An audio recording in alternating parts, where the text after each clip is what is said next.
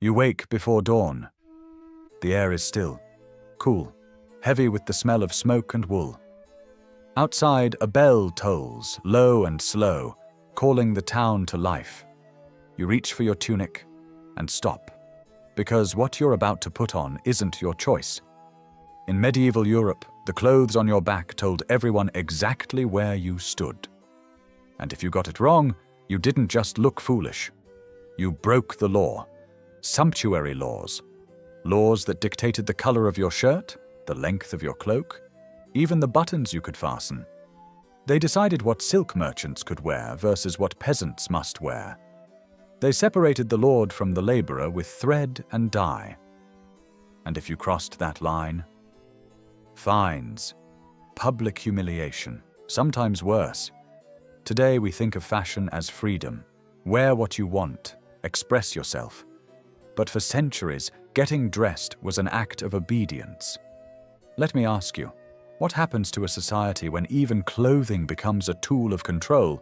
A man of your station can wear wool, maybe linen if the harvest was kind. But silk, velvet, fur, those belong to another kind of life entirely. One stitched together by titles and gold, not toil. The law says so. The parchment pinned on the church door lists it clearly. No silk for peasants, no velvet for merchants, no ermine unless you have royal blood.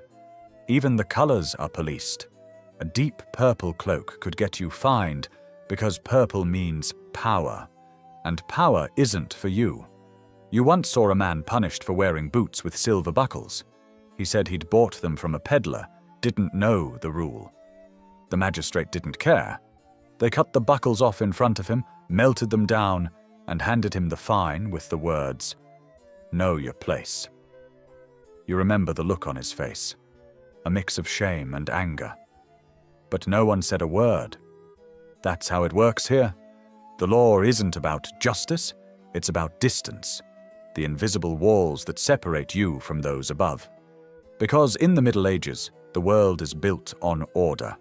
God at the top, then king, then nobles, clergy, merchants, peasants, beggars.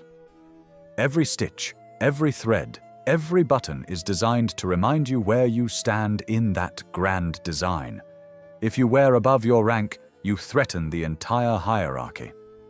And in a world terrified of chaos, that's a kind of heresy.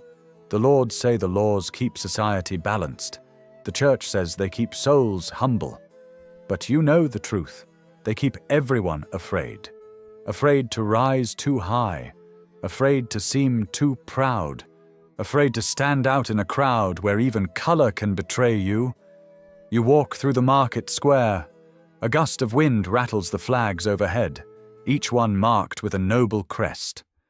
You see a merchant woman in a fine green dress. Too fine, maybe. The fabric shimmers when she moves. You notice the sheriff notice her. He walks over, all puffed up and righteous, and asks where she got her gown. She hesitates, then says it was a gift from her husband.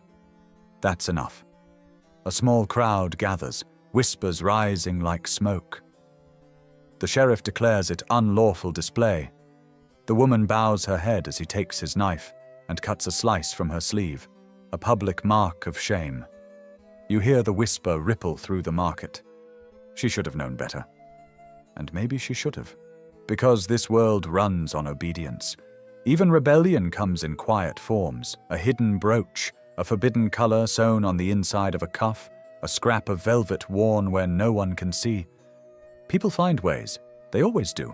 But the price of getting caught is heavy. Still, it's strange, isn't it? How something as soft as silk could be so dangerous. How a rule about fabric could hold the same weight as a commandment from God. You pass a tailor's workshop, hear the hiss of shears and the rhythmic pull of thread. The tailor works with deliberate care, because even he can be punished if a noble complains. If the sleeves are too long, or the trim too rich, or the fabric too fine. You think of the nobles, how their garments glitter like relics, heavy with jewels, gold thread, and fur from distant lands. Their fashion isn't just vanity, it's armor. Every embellishment tells a story of power, purity, and divine favor. When they walk through the church doors, the light from the stained glass dances off their silks like halos. It's theater. A display meant to dazzle and remind everyone else that God smiles upon them first. But the irony, whispered in corners, is that many of these laws were born from envy. Nobles feared the rising merchant class, the ones growing rich through trade. The idea that a cloth seller or spice importer could dress like a duke terrified them. So they wrote laws to draw the line. In England, a law once banned anyone below a knight from wearing cloth worth more than 6 shillings a yard. In France, only nobles could wear gold embroidery. In Florence, only certain families could use scarlet dye. The punishments varied: fines, confiscations, public humiliation. But the real punishment was psychological. You learned not to desire. Because desire meant danger. So you dress in drab wool and pretend it's comfort. You eat plain bread and pretend it's enough. And when you see a noble's cloak catching the sun, you look away. Out of respect, yes, but also self-preservation. You wonder if the nobles ever feel the weight of their own rules, whether the endless display exhausts them too, always performing status, always fearing to fall. Because make no mistake, the sumptuary laws bind them as well. A duke couldn't wear a king's colors, a baron couldn't wear a crown's embroidery. Every level of society watched the one above and below, each terrified of misstep. A kingdom of mirrors, each reflecting its own fear. By evening, the market quiets. The sun dips low, turning the rooftops amber. You sit by the fire and remove your boots. Simple leather, mud-caked, safe. You imagine a world where clothing was just clothing, where color was expression, not confession. But not tonight. Tonight, you live in a world where fabric is fate. The bell tolls again in the distance, soft, deliberate. You watch the firelight flicker across the rough weave of your sleeve and think how strange it is that something as ordinary as cloth could control the course of a life. And yet it does. Because in the medieval world, obedience is the finest garment of all.